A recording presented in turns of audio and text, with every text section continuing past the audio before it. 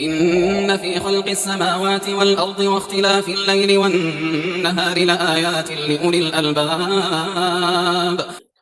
Pertanyaan pertama, izin bertanya, apakah benar kalau ciri penghuni surga itu tidak saling membenci dan saling memaafkan? Bagaimana dengan orang yang saling benci? Apakah dia akan bertahan di situ sampai mereka kembali perbaikan atau gimana gitu? Baik, orang-orang ketika kemudian memasuki padang mahsyar, maka semua dosa itu akan diperhitungkan oleh Allah Subhanahu wa taala. Semua kebaikan akan diperhitungkan. Hatta apa kata Allah Subhanahu wa taala dalam Al-Qur'an, miskola darotin khairan yarah. Wa miskola sarin khairan yarah.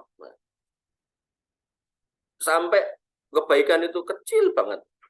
Di situ dikatakan darah kalau dalam bahasa Arab itu bermakna butiran pasir.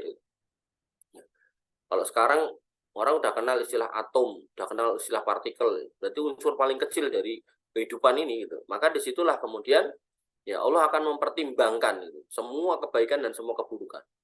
Nah, ketika itu sudah selesai dihisab, ya permasalahan itu sudah selesai dihisab, maka ya nanti ya rasa benci, iri gitu kan itu dibentukkan dalam bentuk kambing lalu kemudian dihadapkan pada Allah Subhanahu wa taala kemudian disembelih.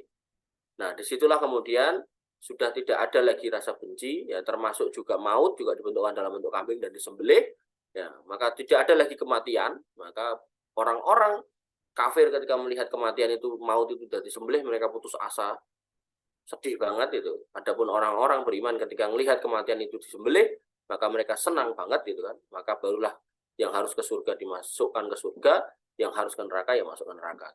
Nah, disinilah kemudian kita bisa pahami bahwasanya kalau memang konteksnya adalah dimasukkan ke dalam surga, ya, ya tentu sudah nggak ada rasa benci. Itu sudah diselesaikan di padang mahsyar.